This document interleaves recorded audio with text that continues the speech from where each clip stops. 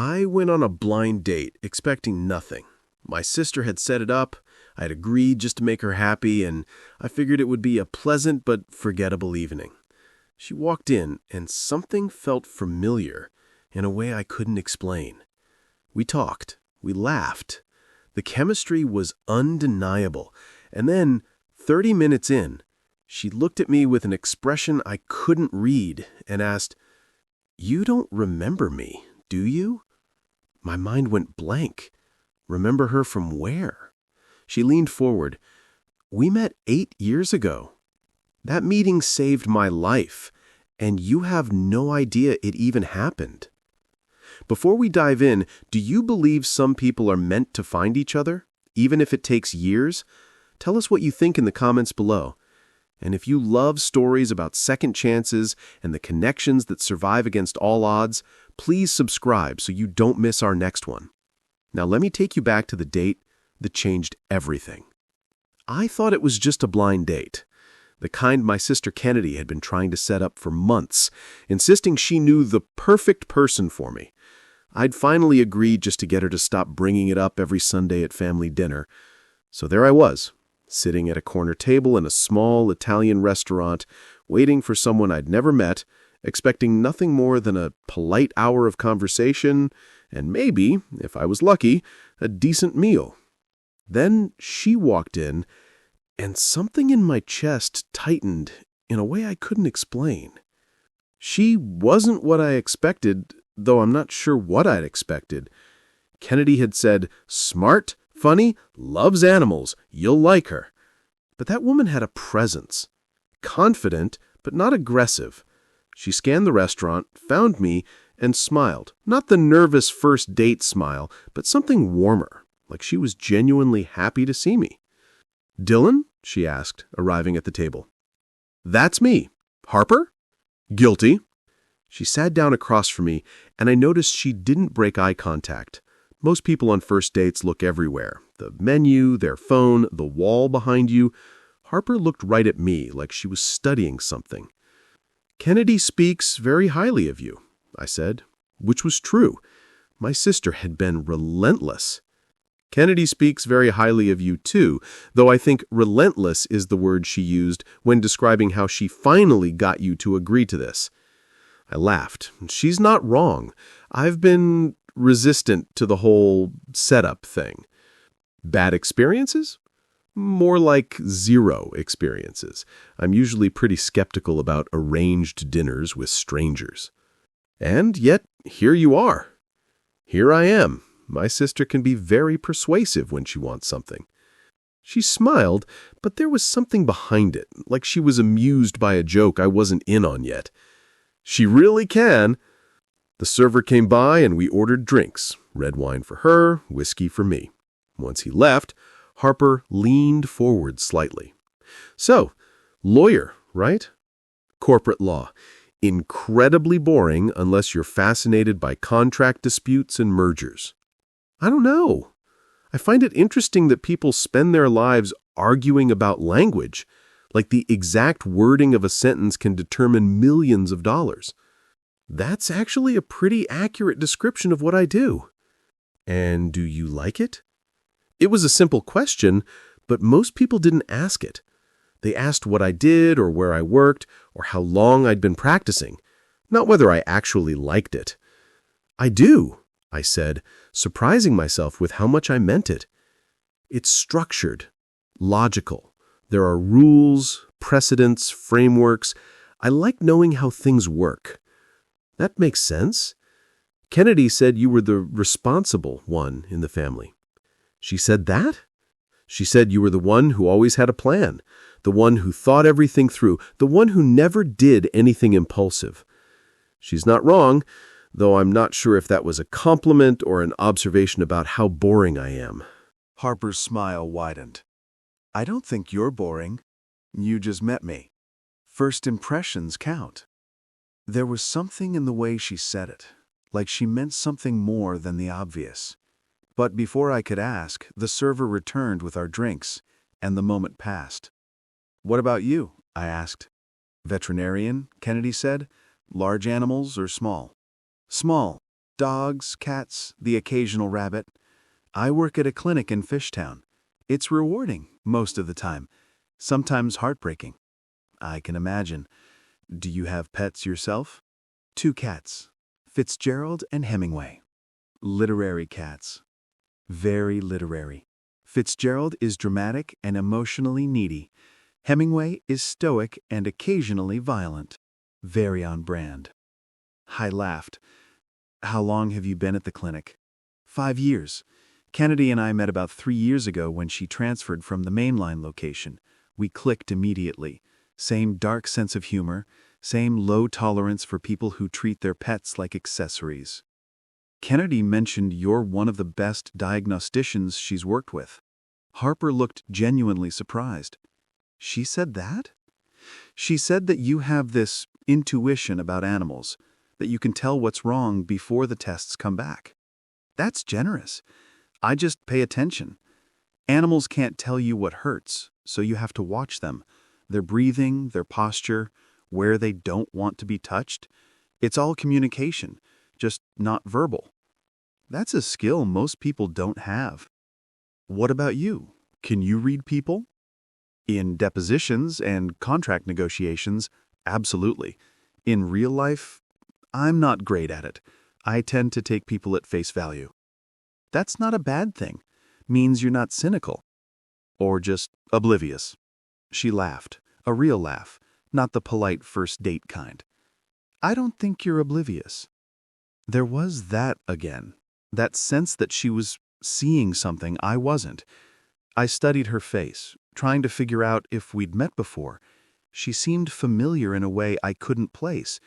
But I met dozens of people every week through work.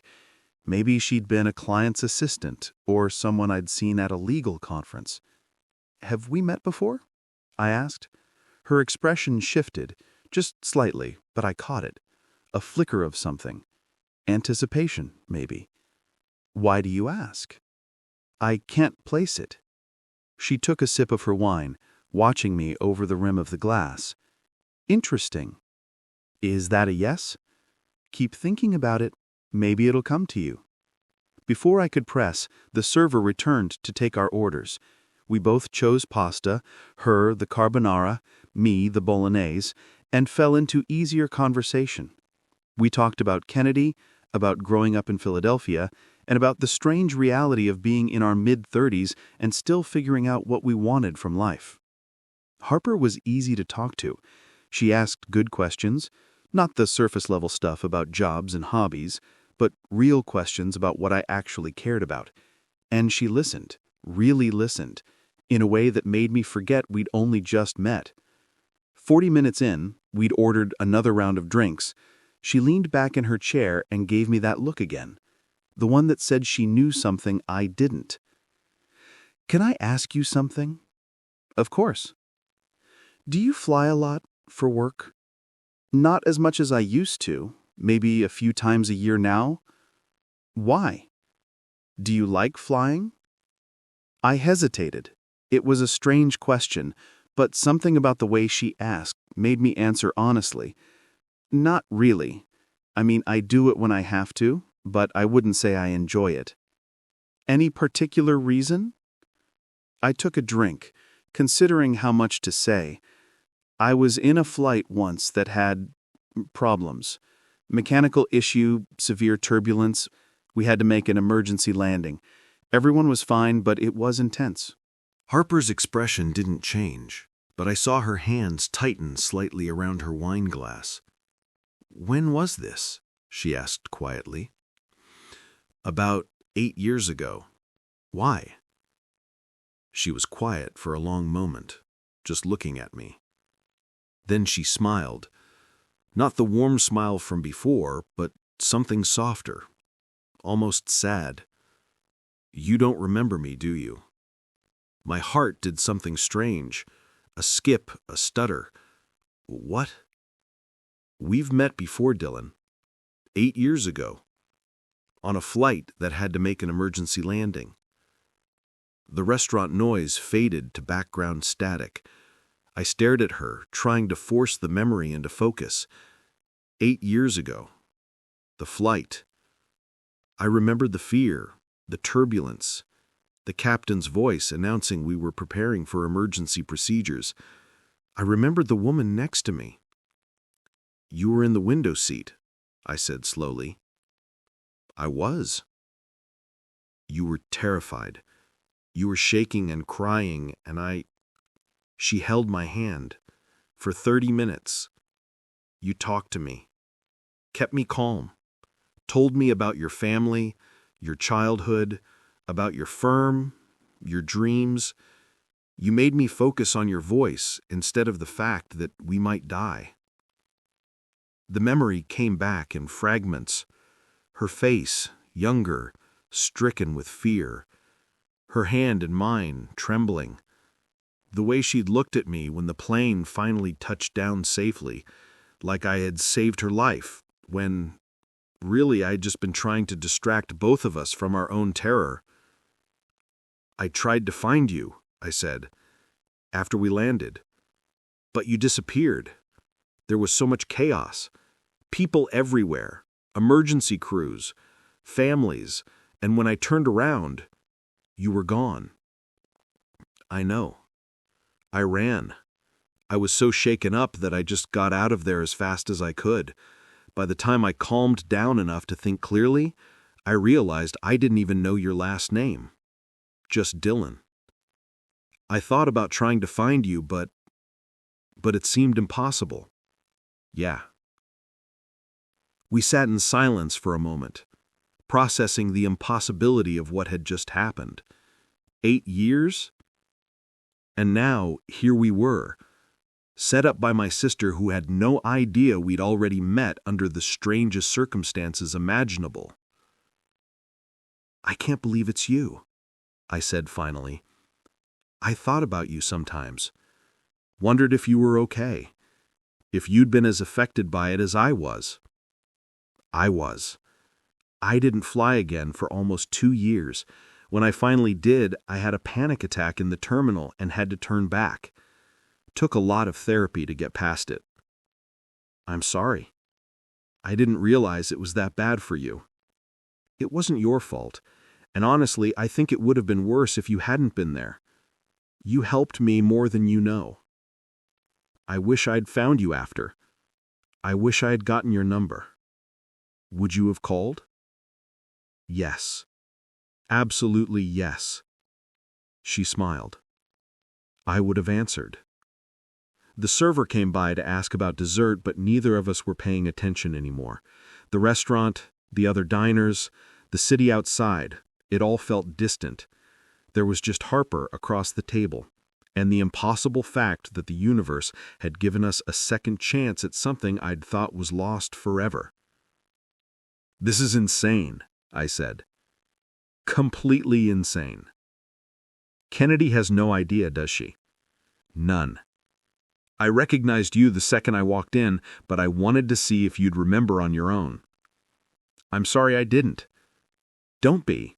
It was 8 years ago, and we were both terrified." "I remember more than I thought I did. Now that I'm looking at you, really looking, I can see it. You look different, but the same. Does that make sense?" It does. We ended up staying at the restaurant for another 2 hours. The server stopped asking if we needed anything and just let us talk. We covered everything we'd missed in 8 years.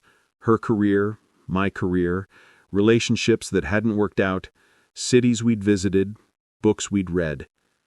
But we kept coming back to that flight, to those 30 minutes when we'd held hands and thought we might die. "Can I tell you something strange?" Harper said as we finally paid the bill and got ready to leave. "Please.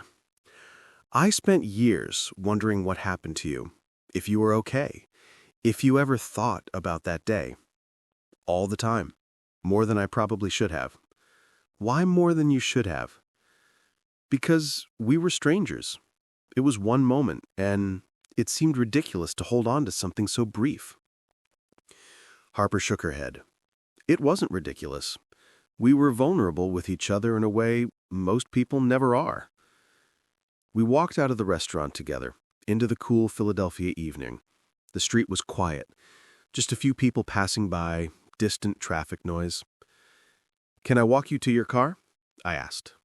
I took an Uber. "But you could walk me while I wait for another one. Or I could drive you home." She smiled. "I'd like that." My car was parked 2 blocks away. We walked slowly, neither of us in a hurry to end the night. The city felt different, softer somehow, like the edges had blurred. Harper gave me her address, a neighborhood in Fishtown, about 15 minutes away. I pulled out into traffic, and for a few minutes, we drove in comfortable silence. Then Harper said, "Can I tell you what I remember most about you?" "Please." "Your voice. How steady it was. How you kept talking even when I couldn't respond. Like you knew that as long as I could hear you, I'd be okay." I didn't know what else to do. I'm not good in crisis situations. I defaulted to talking because that's what I do. I'm a lawyer. I talk for a living. Harper laughed. "Well, it worked. I still hear your voice sometimes, when I'm anxious or scared or overwhelmed. I think about how you sounded that day, and it calms me down." I had to pause. "That's incredible. And kind of overwhelming. In a good way?" "In the best way." We pulled up to a stoplight, and I glanced over at her. She was looking out the window, but I could see her reflection in the glass. She looked peaceful, content. "Can I ask you something now?" "Fair's fair." "Why didn't you tell me right away? When you walked into the restaurant, you clearly recognized me. Why wait?" "Because I wanted to see if the connection was still there. If it had just been trauma bonding or adrenaline or the heightened emotion of thinking we might die. I wanted to know if we'd still have chemistry in a normal setting, without the fear." "And?" She turned to look at me, and even in the dim light from the dashboard, I could see her smile. "And we do. Even more now." The light changed, and I drove on, my heart doing things I hadn't felt in years. Maybe ever. For what it's worth, I felt it too. The second you walked in, I didn't know why, but there was something. Residual sense memory from holding hands while plummeting toward Earth. I laughed. Maybe. Or maybe just you. We turned onto her street, a quiet residential block lined with row houses. I found a parking spot near her building and put the car in park, but neither of us moved to get out. So, this is the part where this could get awkward.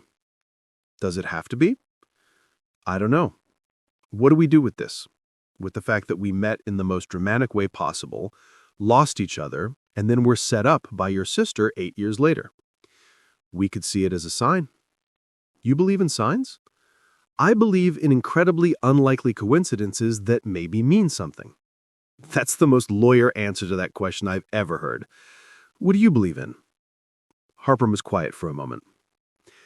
I believe in second chances. I believe that sometimes life gives people another shot at something they missed the first time. And you think that's what this is? I don't know, but I'd like to find out. So would I. She reached for the door handle, then stopped. Can I ask one more thing? Anything. That day, on the plane, after we landed and you were looking for me, what were you going to say if you'd found me? I thought about it. Tried to remember what I'd been feeling in that moment when I'd realized she was gone. I was going to ask for your number, and then I was going to ask if I could take you to dinner, to make sure you were really okay, and maybe to see if what I'd felt during those 30 minutes was real or just the fear talking. And now? Now I know it was real, and I'm asking anyway. Can I see you again? You're literally seeing me right now. You know what I mean. She smiled, that real, unguarded smile that I was already becoming addicted to. Yes, I would really like that. Tomorrow? Eager? We've already waited 8 years. I don't want to waste more time. Tomorrow then, but this time I'm picking the place. Deal. She opened the door and stepped out, then leaned back in. Thank you for tonight, and for 8 years ago, and for being exactly who I remembered, but also better. Thank you for giving me a second chance to do this right. You did it right the first time. You just didn't know it yet. She closed the door and walked to her building. I watched until she was safely inside, then sat in my car for a long moment, processing everything that had just happened. My phone buzzed. A text from Kennedy. Well, how did it go? Is she perfect or is she perfect? I typed back. She's perfect. Also, we've met before. Long story, call you tomorrow. Her response was immediate. What? You can't just say that and not explain. Tomorrow, promise. I drove home through the quiet Philadelphia streets, replaying the entire evening in my head. The way Harper had looked at me across the table, the moment she'd asked if I remembered her, the feeling of recognition that had finally clicked into place. When I got home, my phone buzzed again. This time, it was a text from an unknown number. Hi, it's Harper. Kennedy gave me your number. Hope that's okay. I just wanted to say, I'm really glad we found each other again. Sleep well. I saved her contact and typed back. More than okay. I'm glad too. See you tomorrow. Her response, it's a date. The odds were astronomical. Infinitesimal. The kind of coincidence that shouldn't happen, but it had happened. And sitting there in my apartment, looking at Harper's text on my phone, I decided that maybe some things weren't about probability at all. Maybe some connections were strong enough to survive impossible odds, to persist through time and distance and the chaos of two separate lives. Maybe some people were just meant to find each other. Even if it took 8 years and a well-meaning sister who had no idea she was reuniting two people who'd held hands at 30,000 feet while thinking they might die. The next morning, Kennedy called me before I'd even finished my coffee. Explain, she said without preamble. What do you mean you've met before? I told her everything. The flight, the emergency landing, the 30 minutes of holding Harper's hand while we both thought we might not make it, the way she disappeared after we landed, how I'd tried to find her but failed. Kennedy was silent for a long moment. Then, are you kidding me right now? I wish I was. Dylan, that's insane. That's like movie-level coincidence. I know. And you had no idea? When I was telling you about her, you never made the connection? How could I? You said her name was Harper, and she was a vet, and she was funny. You didn't mention that she'd been on a flight with me 8 years ago where we both thought we were going to die. Because I didn't know. She never told me about that flight. She knows I hate flying. She probably didn't want to freak me out. So she just recognized you when she walked in? Apparently. And she didn't say anything? She wanted to see if the connection was still there without the fear. Kennedy was quiet again. Then, was it? Yeah, it was. Dylan, I've known you your entire life, and I have never heard you sound like this. Like what? Like you're happy, like you're excited, like something actually matters to you beyond work and your perfectly organized life. That's not fair. It's completely fair. You've been on autopilot for years, and now you sound awake. I thought about that. About how the past few months, or years maybe, had felt like going through the motions. Work, home, occasional dinners with friends, repeat. Nothing bad, but nothing particularly good either. Just existing. Maybe I was, but I'm not anymore. Are you seeing her again? Tonight. She's picking the place. Good. Don't screw this up. I'll try not to. I mean it, Dylan. This is special. Don't overthink it. Don't lawyer it to death. Just be present. When did you become so wise? I've always been wise. You just never listened. After we hung up, I tried to focus on work, but it was useless. My mind kept drifting to Harper. To the way she'd smiled at me across the table. To the feeling of recognition when she'd said, "You don't remember me, do you?" At 6 p.m., she texted me an address. Meet me here at 7. Dress casual. Bring an open mind. The address was for a place in South Philly I'd never been to. I arrived at 7 exactly. Lawyer punctuality was hard to break, and found Harper waiting outside a small building with a hand-painted sign that read, "The Pottery House." "Pottery?" I said. "Pottery," she confirmed. "Have you ever made anything with your hands? Besides legal arguments?" "Not really." "Then tonight you're going to learn. Come on." Inside, a dozen pottery wheels were set up in a bright open space. A few other people were already there, working on various projects. A woman in her 60s greeted us and led us to 2 wheels side by side. "I've never done this before," I said to Harper. "I know, that's the point." "What is the point?" "Exactly. The point is that you think everything through. You plan, you strategize, you control. But pottery doesn't work like that. Clay does what it wants. You have to respond to it, adapt, let go. You're trying to teach me a life lesson through pottery? I'm trying to get you to make a lopsided bowl and laugh about it." And that's exactly what happened.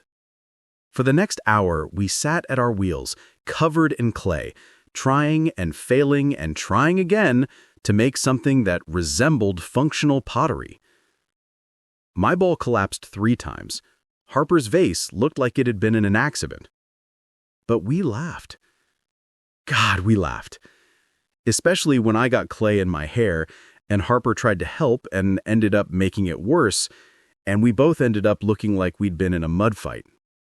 "This is terrible," I said, looking at my latest attempt, a bowl that was more oval than round and tilted at an alarming angle. "It's perfect," Harper said. "It's objectively awful." "It's perfectly awful. There's a difference." After the class, we cleaned up as best we could and walked to a nearby taco place. We sat at a counter overlooking the street, eating tacos and drinking beer, still occasionally finding clay in unexpected places. "Okay," I said. "I admit it. That was fun. See? Not everything has to be perfect. Is this your philosophy on life?" "It's my philosophy on a lot of things. Perfection is boring. The interesting stuff happens in the mess." We finished eating and walked. No destination, just walking. Through South Philly, past row houses lit from within, past corner stores and late-night diners. The city felt alive around us, but we were in our own bubble. Harper stopped walking. We were on a residential street, quiet and tree-lined, streetlights casting pools of warm light on the sidewalk. "Can I tell you something?" she said. "Please." "I've thought about you so many times over the years. Wondered who you were, where you were, if you ever thought about me. And I built this version of you in my head. This person who'd been kind to me in a moment when I needed it. And I was afraid that if I ever found you, the real you wouldn't match the version I'd imagined." "And does he?" "He's better. The version in my head was kind and steady, but the real you is funny and thoughtful and willing to make terrible pottery and laugh about it. The real you is someone I want to know, not just someone I'm grateful to." "Harper, I'm not done. The point is, I spent 8 years thinking about a moment, but now I get to know the person, and that's better than I could have hoped." I didn't know what to say to that. Didn't know how to articulate what I was feeling, this mix of gratitude and possibility, and something that felt dangerously close to falling. So instead I said, "Can I see you again tomorrow?" She smiled. "You're seeing me right now." "You know what I mean." "Yes, tomorrow, and the day after that, and the day after that. If you want." "I want." We walked back to where my car was parked. This time, when I dropped her off, I walked her to her door. "Thank you for tonight," I said. "Thank you for being willing to make terrible pottery. Thank you for teaching me that not everything has to be perfect." "You're welcome. Now go home before I do something impulsive like kiss you on a second date." "Would that be so bad?" "No, but I'm trying to pace myself. I can wait one more day." "One more day," I agreed. But as I drove home, I realized I didn't want to wait. Not for anything. Not anymore. I realized I'd spent the last 8 years, maybe longer, overthinking everything. Planning, strategizing, controlling, making sure every decision was logical and defensible and safe. But Harper was right. Perfection was boring. But the best decision I'd ever made had been completely impulsive, reaching for a stranger's hand at 30,000 feet. I drove back, got out of the car, and walked to her building. My heart was pounding, not from fear, but from certainty, from knowing exactly what I wanted and refusing to wait another second for it. I pressed her buzzer. A pause. Then her voice, surprised. "Dylan?" "It's me." "Did you forget something?" "Yeah, something important." Another pause, then the door buzzed open. I took the stairs 2 at a time. She was waiting in her doorway, still in the same clothes, hair slightly messy, looking at me with confusion and something else. Something that looked like hope. "What did you forget?" she asked. I stopped in front of her, close enough to see the flecks of gold in her brown eyes, close enough to smell the perfume she was wearing. "I forgot that I don't want to wait, that I've already waited 8 years and that's long enough. I forgot that the best thing I ever did was completely impulsive and unplanned, and I forgot that you said you were trying not to do something impulsive." "I did say that. So I'm doing it for you." "Doing what?" Instead of answering, I stepped forward, cupped her face in my hands, and kissed her. For a second she froze, surprised. Then she melted into it, her hands coming up to grip my jacket, pulling me closer. The kiss was everything a first kiss should be, and nothing like I had imagined. It was urgent and soft and desperate and gentle all at once. It tasted like possibility and second chances in 8 years of waiting without knowing we were waiting.